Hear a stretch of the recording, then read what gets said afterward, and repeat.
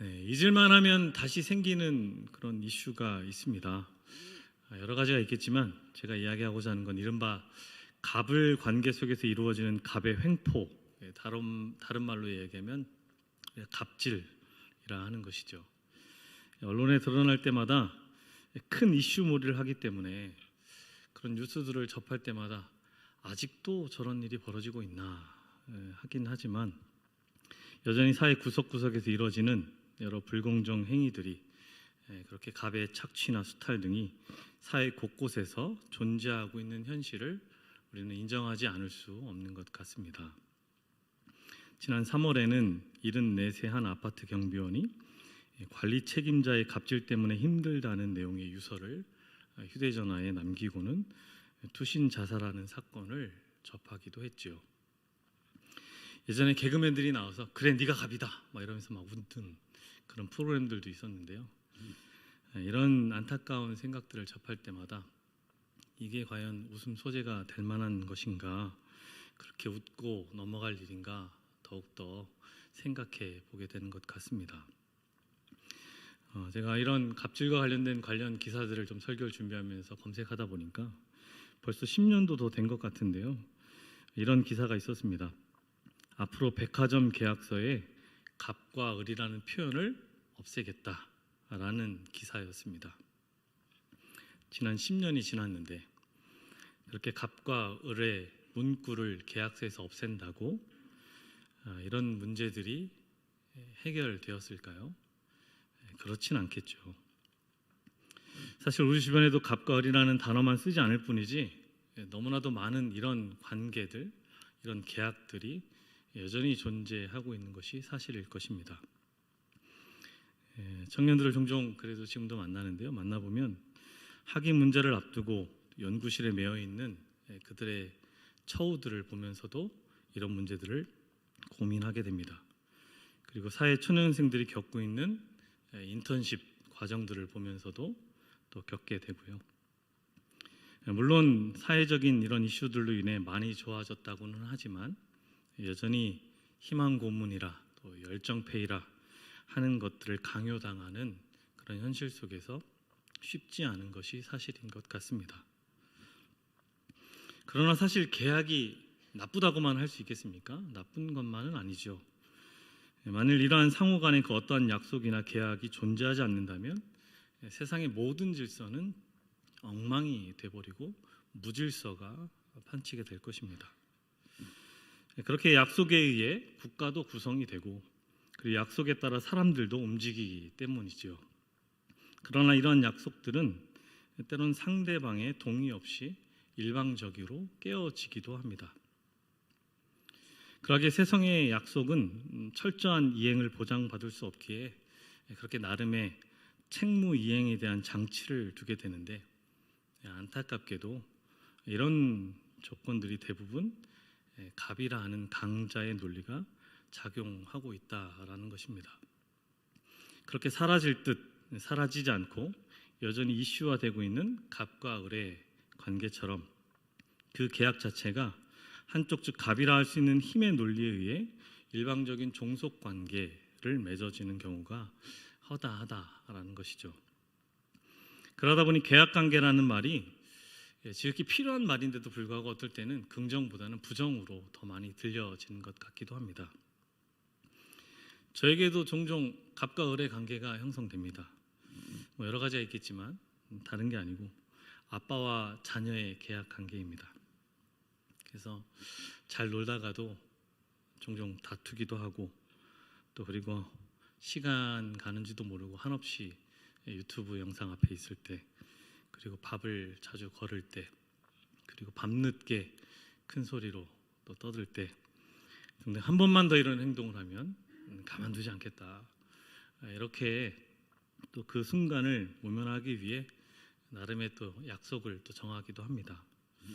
그래도 이 녀석들이 어릴 때는 그래도 나름의 또 아빠의 경고와 또 그 약속의 또 무게를 또 가져가기 위해 또 형식적으로 약속 체결식을 갖기도 했었거든요. 부모님들은 그런 기억들이 있으실 것 같습니다. 꼭 지켜야 한다. 뭐 이런 의미로 새끼손가락 걸고 약속도 하고, 그죠? 엄지손가락으로 도장도 찍고 손바닥을 맞대면서 복사 이렇게 하기도 합니다. 이런 약속들을 저희 아이들이 잘 지켰을까요? 네. 각자의 생각에 맡기겠습니다. 이렇듯 사람들은 저마다 중요한 상호 간의 책임과 의무를 지우는 것을 그냥 구두로만 하지 않고 계약서를 작성하거나 어떤 의식을 통해 서로 확인하며 그것에 대한 책임과 의무를 이행하려 합니다. 오늘 본문 말씀 속에서도 하나님께서는 이스라엘 백성들과 이 같은 계약을 맺는 장면이 나오고 있습니다. 우리가 알다시피 하나님께서는 이스라엘 자손들을 애굽에서 구원하여 시내 산으로 인도하시고는 그곳에서 그들과 언약을 맺으십니다. 그리고는 나는 너희들의 하나님이요 너희들은 내 백성이 될 것이라 말씀하십니다. 그리고 그 언약의 표시로 계명과 율법도 주십니다.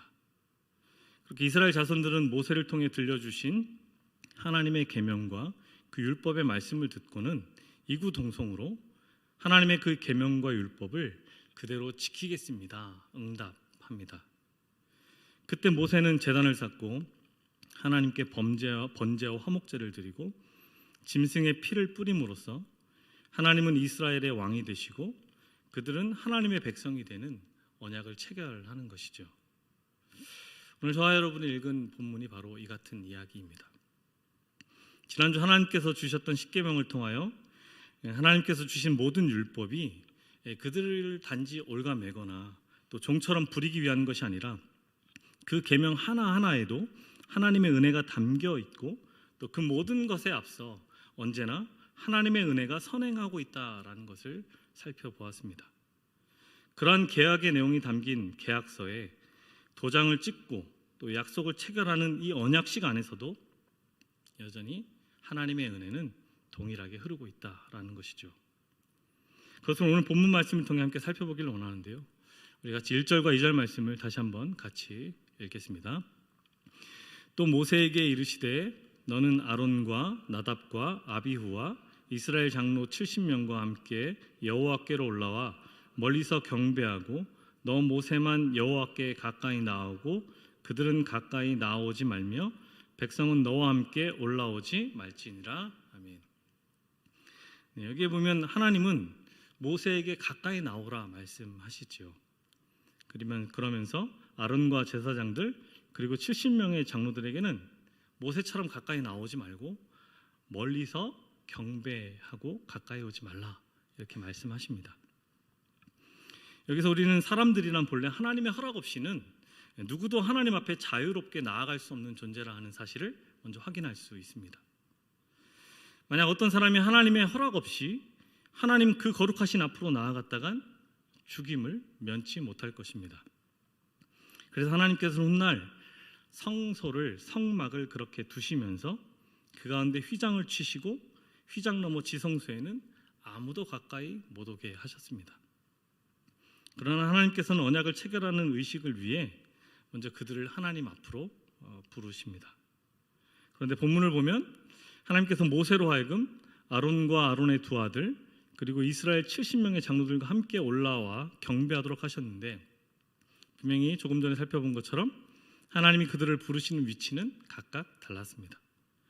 하나님께서는 모세에게 하나님 가까이 산꼭대기까지 올라오라 하셨지만 반면에 모세와 동행했던 아론과 제사장들 70명의 장로들에게는 멀리서 가까이 나오지 말라 하셨습니다. 그렇게 그들은 산 중턱에 머물러야 했고 그리고 나머지 백성들은 아예 산에 올라오지도 못했습니다. 그렇게 산 아래 그냥 머물러 있어야만 했죠. 어떻게 모세는 그렇게 다른 사람들과 달리 특별히 하나님과 직접 대면하는 존재가 될 수 있었을까요? 민수기 12장 6절에서 8절 말씀을 보면 하나님은 모세에 대해 이렇게 표현하십니다. 너희 중에 선지자가 있으면 나 여호와가 환상으로 나를 그에게 알리기도 하고 꿈으로 그와 말하기도 하거니와 내 종 모세와는 그렇게 아니하니 그와는 내가 대면하여 명백히 말하고 은밀한 말로 하지 아니하며 그는 또 여호와의 형상을 보거늘. 모세는 그렇게 하나님과 친밀한 교제의 관계를 이루던 자였습니다. 참 놀라운 말씀이죠. 그렇게 하나님은 마치 모세를 친구처럼 그렇게 가까이 그를 부르고 그와 대면하여 말씀하신다라고 하나님이 친히 말씀하십니다. 그렇게 하나님과 늘 가까이 하였던 모세만이 하나님과 맺는 언약의 장에 나아갈 수 있었습니다. 그런데 언약이 은혜라는 것을 또한 하나님과의 언약을 맺는 마지막 장면을 묘사한 9절과 11절 통해서 확인해 볼 수 있는데요. 9절에서 11절까지의 말씀도 다시 한번 같이 읽겠습니다. 모세와 아론과 나답과 아비후와 이스라엘 장로 70인이 올라가서 이스라엘의 하나님을 보니 그의 발 아래는 청옥을 편듯하고 하늘같이 청명하더라. 하나님이 이스라엘 자손들의 존귀한 자들에게 손을 대지 아니하셨고 그들은 하나님을 뵙고 먹고 마셨더라. 아멘. 무엇을 기록해주고 있습니까? 처음엔 오직 모세만이 하나님께 가까이 나오게 하였는데 이제 언약을 체결한 이후엔 아론과 아론의 아들들 70명의 장로들도 멀리서만 있는 것이 아니라 이제 모두가 다 같이 앞으로 나와 함께 하나님 앞에서 먹고 마실 수 있는 허락을 하였더라 하는 것입니다. 그러면서 그들을 향해 하나님이 뭐라 말씀하십니까? 존귀한 자라 말씀하십니다. 이스라엘의 존귀한 자들에게 그가 손을 대지 아니하였다 말씀하십니다. 하나님은 이 같은 모습을 언약을 통해 이루시길 원하셨다라는 것을 알 수 있는 것이죠. 세상의 갑과 을의 관계처럼 상하 수직적인 관계만 공고히 하며 약자일 수밖에 없는 을에게 그렇게 온갖 명의로 수탈하고 착취하는 것이 아니라 하나님 나라의 그 온갖 귀하고 아름다운 곳에서 그렇게 하나님과 함께하고 싶은 그 사랑과 은혜가 이 언약 안에 담겨 있다는 것을 우리는 이 같은 모습을 통해서도 확인할 수 있는 것입니다. 하나님께서는 그렇게 이스라엘 백성들에게 하나님 나라의 모형을 맛보게 하셨고 또 그것을 통하여 그들로 하여금 하나님 나라를 영구히 소망하게 하셨습니다. 그리고 그들을 이제는 애굽의 바로왕 앞에서 두려워 떨던 노예 민족이 아니라 누구도 감히 그 앞에 설 수조차 없는 창조주 되신 여호와 하나님의 보호하심 속에서 기쁨의 백성이 됨을 누리게 하시기 위해 이처럼 언약을 맺었다라는 것을 보는 것이죠. 그렇게 24장 9절로 11절은 짧은 구절이지만 그 속에서 하나님께서 얼마나 기뻐하셨는지 이 모든 구원사의 끝부분을 잠깐 보여주셨다라고 생각됩니다. 그렇게 마치 계시록에서 기록하고 있는 것처럼 새하늘과 새 땅에서 주님과 함께할 마지막 그 영화의 모습을 이 시내산에서 하나님과의 첫 언약식을 통해서 미리 맛보게 하셨다라는 것이죠. 요한계시록 21장 3절 4절 말씀입니다.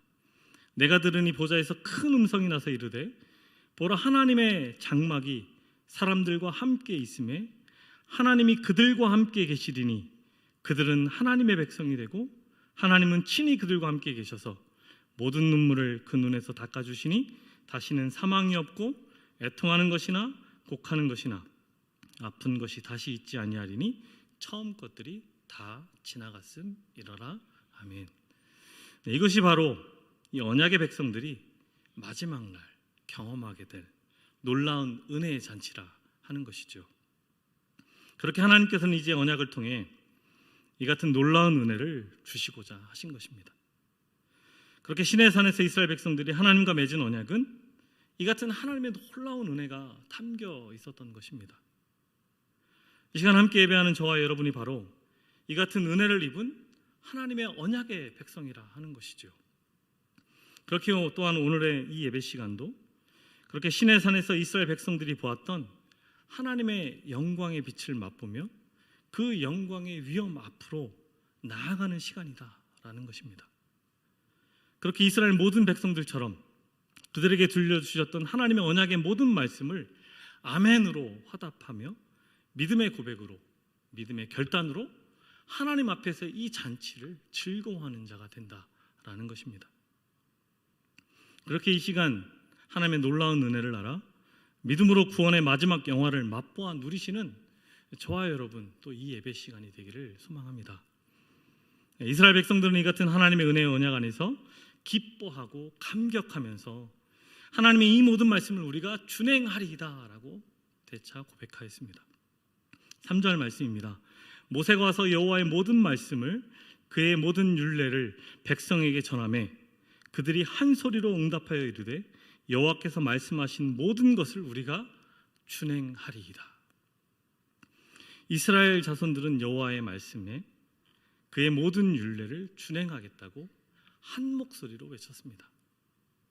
영어 성경에서도 with one voice, 하나의 목소리라고 기록하여 주고 있습니다. 이는 백성들이 한 사람도 어김없이 하나님의 계명을 준행하겠다고 다짐하고 있는 것을 가리키고 있는 것이죠. 이스라엘 백성들은 출애굽 이후에 광야를 지내오면서 어떠한 모습을 보여줬습니까? 그들이 하나의 목소리를 내었던 적이 있었던가요? 아니죠. 그들은 지금까지 하나의 목소리를 낸 적이 거의 없었습니다. 다 제각각 자기의 말을 했고 자기의 의견을 내세웠고 그 속에서 하나님을 향해, 모세를 향해 불평과 불만을 일삼았던 자들이었습니다.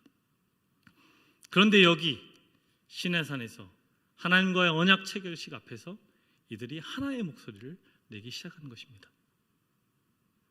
그리고 무엇보다도 이 응답이 더욱더 놀라웠던 것은 그들의 자발적인 마음의 감격에서 우러나왔다라는 것입니다.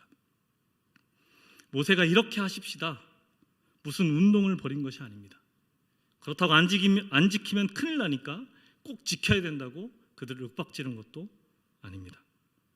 그런데도 그들은 자발적으로 지금까지의 모습들과는 전혀 다른 모습으로 하나의 목소리로 하나님 앞에 응답했습니다. 사실 이스라엘 자손들은 이제 애굽의 노예에서 갓 해방된 사람들이지 않았습니까? 아직까지 애굽의 노예 근성을 완전히 버리지 못했을 것 같기 때문에 이렇게 자발적으로 응답하도록 만약에 하나님이 그냥 마냥 기다려 주셨다면 어쩌면 이스라엘 자손들로 하여금 더 방자하게 행하는 일이 될 수도 있었을 것 같습니다. 그러하기에 하나님이 그냥 이것이 법이니까 무조건 따라오라 하는 것이 더 쉬운 방법일 수도 있었겠다라는 것이죠. 그런데도 하나님은 그렇게 하지 않으셨습니다. 하나님은 이스라엘 자손들이 그들의 마음의 감동으로 스스로 자원하여 이 같은 하나의 목소리를 내기를 기뻐하셨던 것입니다. 그렇게 하나님께서는 온 천지와 그 가운데 있는 모든 것을 만드셨음에도 불구하고 창조주의 권리를 주장하지 않으셨습니다. 천사를 보내어 그들에게 어떤 세를 받게 하시도 않으셨습니다. 그 무엇을 요구하지도 않으셨지요. 하나님께서 애굽에서 이스라엘을 구원하여 주셨습니다. 홍해를 갈라지게 하셨고 그들에게 만나와 메추라를 통해 그들을 먹이셨습니다. 하지만 그들에게 그 어떠한 대가도 요구하지 않으셨습니다. 오히려 하나님은 이스라엘 자손이 자발적으로 그들의 마음의 감격으로 하나님을 기뻐하며 감사하기를 기다리셨고 그렇게 그들이 한 소리로 하나님이 주신 말씀을 다 지켜 행하겠다고 응답했을 때 하나님은 너무도 기뻐하셔서 하나님 앞에 펼쳐진 잔치 속에 그들을 초청하신 것입니다. 그렇게 이 같은 언약의 체결식을 통해서 말이죠. 왜 하나님께서는 그렇게 세상의 논리처럼 어쩌보면 정말 초슈퍼갑이 되실 수도 있었는데도 불구하고 그렇게 얼마든지 을을 좌지우지할 수도 있었는데도 불구하고 그렇게 하지 않으신 것이겠습니까? 그것은 바로 우리가 믿고 예배하고 있는 하나님은 인격적인 분이시다라는 것입니다. 강요하고 억압하고 그래서 위협하는 것은 인간의 욕망을 충족시키기 위한 이방신들이나 우상들이나 그 모든 것들을 주관하는 사단 마귀가 하는 것이지 우리가 믿는 하나님은 절대로 우리를 그렇게 대하지 않으신다라는 것입니다. 그렇기 때문에 하나님이 가장 기뻐하는 것은 인간들이 스스로 마음에 감격하여 하나님의 사랑을 깨달아 자발적으로 하나님 앞으로 그 거룩하신 분 앞으로 나아오는 것을 기뻐하신다라는 것입니다. 그래서 하나님은 우리가 자발적으로 하나님을 찾기를 기다리시고 우리 스스로 하나님을 가까이 하고 그분과의 친밀한 교제를 즐거워하시기를 기뻐하십니다. 우리는 이 은혜에 사로잡혀 하나님의 백성으로 살아가고 있고 하나님만을 나의 주님으로 나의 왕으로 모시겠다고 약속한 우리 스스로 하나님의 택하심 가운데 이 약속을 체결한 하나님의 백성들입니다. 이러한 하나님의 은혜와 언약 속에서 이스라엘 자손들이 하나님의 말씀에 순종하겠다고 응답하자 모세는 드디어 언약 체결식을 거행하게 됩니다. 모세는 우선 산 아래에 제단을 쌓고 이스라엘 12지파를 상징하는 12개의 돌을 세우지요. 그리고는 청년을 보내어 서로 번제와 화목제를 드리게 했습니다. 그리고 난 다음 그 제물에 피를 뿌림으로 언약식을 거행합니다. 6절로 8절까지의 말씀을 우리 다시 한번 같이 읽겠습니다. 모세가 피를 가지고 반은 여러 양푼에 담고 반은 제단에 뿌리고 언약서를 가져다가 백성에게 낭독하여 듣게 하니 그들이 이르되 여호와의 모든 말씀을 우리가 준행하리이다. 모세가 그 피를 가지고 백성에게 뿌리며 이르되 너희와 세운 언약의 피니라. 아멘. 여기 보면 모세는 피의 절반은 제단에 뿌리고 난 다음 이스라엘 자손들에게 다시 한번 언약서를 낭독합니다. 그리고 백성들이 우리가 그 말씀대로 준행하겠습니다 라고 응답하자 나머지 절반의 피를 백성들을 향해 뿌리죠. 원래 언약이라는 단어는 히브리어로 베리트라는 단어입니다. 이것은 자르다라는 의미를 가지고 있는데요. 이것은 당시 고대 근동 지역에서는 계약을 맺을 때 계약 당사자들이 짐승을 잡아 반으로 쪼개고 그리고 피가 흐르는 짐승 사이를 지나가는 것을 의식으로 삼았기 때문이었습니다. 이 같은 언약을 통해 만약 언약을 어기면 피를 흘리고 죽은 짐승처럼 그렇게 피를 쏟는 일이 벌어질 것이다. 그러니 언약을 지키면 서로 생명을 내놓고 지켜주겠다라는 것을 의미했습니다. 그렇게 본문 말씀 속에서는 서로 번제와 화목제물을 삼아 그렇게 하나님께 예배하고 생명의 상징이 되는 피를 양푼에 담아 뿌렸습니다. 그리고 이때 뿌려진 피를 가리켜 성경은 언약의 피라 기록합니다. 중요한 것은 하나님과 인간 사이의 언약은 이와 같이 피로 말미암아 이루어졌다라는 것이죠. 그러하기에 피 흘림이 없이는 죄사함이 없는 것이고 피 흘림이 없이는 절대로 하나님과 또한 언약을 맺을 수 없는 것입니다. 그렇게 짐승의 피를 뿌림으로 하나님과 인간 사이에 언약이 체결되었습니다. 그렇게 이 언약은 생명을 두고 맺어지는 분명 상호 간의 책임과 의무가 주어지는 언약 체결식이었습니다. 그래서 이스라엘 백성들은 이야기하죠. 우리가 이 모든 말씀을 준행하겠나이다. 이스라엘 백성들은 바로 이것에서부터 출발하는 민족이었습니다. 그래서 그들이 다시 한번 자신의 민족적 정체성을 확인하려 할 때마다 했던 것이 무엇이냐면 이 하나님의 언약의 말씀 앞으로 나아가 다시 한번 언약의 말씀을 재확인하고 약속의 이행을 고백하며 결단함으로 하나님 앞에 나아가는 것이었습니다. 그렇게 시내산에서의 모세와 이스라엘 백성들이나 광야의 마지막 여정 중이었던 호렙산의 출애굽 2세대들에게서나 가나안 땅에서의 여호수아나 사사시대의 많은 사사들이나 또한 왕정시대에 하나님을 경외할 줄 알았던 왕들에게서나 바벨론 포로기에서나 또 그들을 다시 예루살렘으로 이스라엘로 돌리셨던 하나님 앞에서나 언제나 그들이 재확인하고 고백했던 것은 바로 이 같은 언약 백성에 대한 내용이었습니다. 그러나 역설적으로 그들이 언약 백성임을 재확인했다는 것은 그것이 곧 그들이 하나님과의 약속에서 멀어졌고 그 약속을 불이행하고 있었다라는 것을 말해주고 있다라는 것입니다. 그리고 이것은 분명 약속을 파기한 그렇게 하나님을 배반한 민족을 향해 언약의 당사 되신 하나님께서 이제 피의 언약을 이행해도 하나님께는 전혀 무방하다라는 것을 알 수 있게 해주는 것이죠. 그렇게 하나님께서 피의 이행을 철저히 이행하셨는가요? 하나님은 그러지 않으셨습니다. 갑과 을의 관계에서 갑은 강자이고 을은 약자인 것이 세상의 질서라고 할 수 있습니다. 그러나 하나님은 이 같은 질서를 원하지 않으셨습니다. 보이는 것은 하나님이 강자인 것 같으나 실상은 하나님이 약자이셨습니다. 왜냐하면 더 사랑하는 사람이 언제나 약자일 수밖에 없기 때문인 것이죠.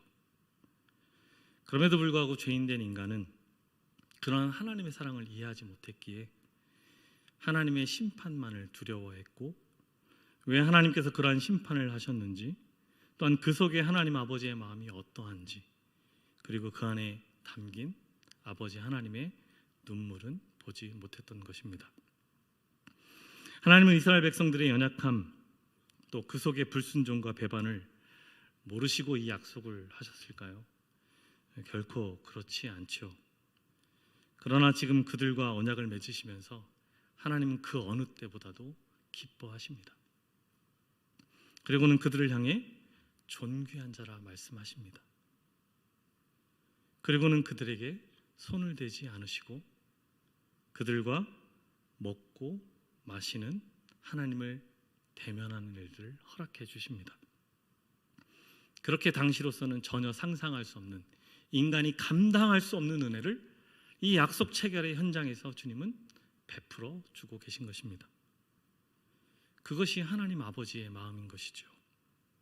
이것이 하나님의 말할 수 없는 은혜인 것입니다. 그렇게 언약은 심판을 위한 것이 아니라 하나님의 은혜를 베풀기 위한 구원의 사건이었던 것입니다. 이스라엘 백성들도 감격했습니다. 그들을 애굽의 바로 왕으로부터, 그 속에 온갖 잡다한 신들에게서 그들을 구원하여 주신 하나님께 감사하며 그들에게 지키라 주신 계명도 너무도 기뻐했던 것 같습니다. 그래서 그들도 하나님의 약속의 계명을 향해 마음을 다해 고백하지요. 우리가 이 모든 말씀을 다 준행하겠다고 말입니다. 그리고 그들은 실제로 어떻게 해서든지 하나님께서 주신 이 약속의 말씀을 다 지키기 위해 온갖 애를 다 썼습니다. 그래서 율법만 연구하는 사람들도 생겨났고요. 그들의 미시나라고 불리기도 하며 크게 6개의 분야들로 이 율법을 구분지었고, 또 각 분야는 다시 63개의 소단위 항목으로 구분하였습니다. 그래서 총 524개의 장으로까지 율법을 분류하기까지 이루 말할 수 없는 인간의 노력들을 기울였습니다. 그래서 무엇을 하겠다고요? 어떻게 해서든지 자신들의 행위로 이 약속에 부응하고자 했었던 것입니다. 그러나 그들의 노력에 그들이 참으로 응답할 수 있었을까요? 그들은 그것을 지킬 수 없었습니다. 그들은 몰랐던 것이죠. 이미 죄에 사로잡힌 육체가 얼마나 연약하고 완악한지를 말입니다. 그렇게 그들 스스로가 신뢰할 만한 존재가 아님을 말이죠. 그렇게 인간은 하나님과 맺은 언약 앞에서 결국은 자신들이 죽을 죄인일 뿐임을 깨달을 수밖에 없었던 것이었고, 이 언약은 오로지 하나님의 자비하심으로 맺어졌을 뿐만 아니라 유지되는 것 역시도 하나님의 은혜에 오직 기초하고 있다는 것을 깨닫지 못했던 것이었습니다. 결국 이 같은 하나님의 은혜와 열심은 세상을 더욱 사랑하셨던 하나님께서 우리가 여전히 언약을 지킬 수 없는 죄인임에도 불구하고 그분의 우리를 향한 사랑의 보증에 그분 스스로가 되시고자 이 땅에 오셔서 언약 파괴의 원인 제공자인 인간이 마땅히 져야 할 죄의 대가를 대신 지신 것입니다. 그렇게 십자가를 지시고 그 언약의 맹세를 떠올리듯이 언약의 피를 흘리신 것입니다. 하나님이 세상을 이처럼 사랑하사 독생자를 주셨으니 이는 저를 믿는 자마다 멸망하지 않고 영생을 얻게 하려 하심이니라 하신 것입니다. 우리가 받은 구원이 바로 이 같은 하나님의 사랑과 은혜에 기인했다 하는 것이죠. 그러기에 오늘 우리는 하나님의 약속의 자녀라 감히 선포할 수 있는 것입니다. 자녀들과의 약속을 지키기 위해 때론 우리네 훌륭한 아버님들은 회초리를 들고 자녀들로 하여금 자신이 벌을 받겠다며 손수 당신의 종아리를 걷었다 하는 일화를 들으신 적이 있으실 것입니다. 그런데 하나님께서는 양자 삼은 자녀들과의 약속을 신실하게 이행하시기 위해 그렇게 친아들 독생자 예수 그리스도를 이 땅에 보내시어 십자가에 못 박게 하심으로 그 약속의 자녀들이 감당해야 할 죄의 무게를 대신 지게 하신 것입니다. 이것이 말할 수 없는 은혜 아니고 무엇이겠습니까? 이 같은 하나님의 언약은 율법 이전이나 율법 아래에서나 율법 이후에나 언제나 은혜가 선행하는 은혜의 언약일 수밖에 없는 것입니다. 그렇게 이스라엘 백성들뿐만 아니라 예수 그리스도로 말미암아 그 십자가의 보혈 아래서 맺은 이 언약은 하나님의 은혜로부터 시작하였고 그 은혜를 내용 삼았으며 그 목적도 하나님의 은혜의 영광을 드러내는 데 있다 하는 것입니다. 오늘 저와 여러분을 보시죠. 우리는 죄로 인해 하나님 앞에서 죽어야만 하는 존재임에도 불구하고 하나님께서는 오늘도 우리를 여전히 그 은혜로 품으시사 우리로 하여금 하나님과 마음껏 교제하게 하시지 않으셨습니까? 그렇게 오늘 우리는 이 시간에도 하나님을 마음껏 예배합니다. 그렇게 우리는 하나님께서 허락하신 시간에 마음껏 기도합니다. 그렇게 우리는 마치 하나님 앞에서 먹고 마시는 것처럼 하나님의 즐거움의 잔치에 참여하여 하나님의 그 거룩하신 이름을 마음껏 소리 높여 찬양하지 않습니까? 무엇 때문에 우리가 이 같은 일들을 감히 할 수 있는 것이겠습니까? 하나님이 친히 이 죄인들과 맺어주신 언약 때문이라 하는 것입니다. 이 언약 때문에 결국은 그 아들을 희생제물로 내어주사 그 언약을 하나님 편에서 이루어주신 그 기적과도 같은 은혜와 사랑 사건 때문에 오늘 저와 여러분이 이 자리에 있다라는 것이죠. 우리 하나님은 언약의 하나님이십니다. 무엇보다 누구보다 신실하게 단 한 번도 변기치 않으시고 그 언약을 오늘까지도 이루어 가고 계신 분이십니다. 그분이 저와 여러분을 택하여 주셨습니다. 그 신실하신 하나님께서 오직 하나님의 열심과 그 사랑으로 우리를 지금도 존귀한 자라 불러주십니다. 이 같은 은혜 앞에 감사의 고백으로 또 자원하는 심령으로 나아가는 저와 여러분 되었으면 좋겠습니다. 하나님의 그 크신 은혜와 열심과 작정과 사랑, 그렇게 우리가 무엇이라고 우리를 위해 그 아들을 아낌없이 내어주사 십자가에 못 박으셨는지, 그 보혈을 흘려주셔야만 했는지, 왜 언약의 흠결이 우리에게 있는데 하나님은 우리에게서가 아니라 하나님 당신에게서 찾으셨는지, 그렇게 그것이 아니고서는 결단코 하나님 앞에 설 수 없었는데 어찌 이토록 하나님을 뵙고 예배하게 하는지, 혹여라도 자존감의 상실과 그 속에 상한 마음과 상처가 있는 분이 계십니까? 이 시간 지금도 우리를 존귀하다 불러주시며 너는 내 사랑하는 자라, 내 거룩한 나라라, 내가 택한 나의 소유된 백성이라 말씀하시는 우리 주님을 만나시기를 축복합니다. 세상에 어떤 신이 피조물 된 인간을 대신해 죽을 수 있겠습니까? 사도 바울의 고백처럼 이제 내가 사는 것은 나를 사랑하사 나를 위하여 자기 자신을 버리신 하나님의 아들을 믿는 믿음 안에서 사는 것이라는 이 고백이 우리 마음 가운데 울려 퍼지기를 소망합니다.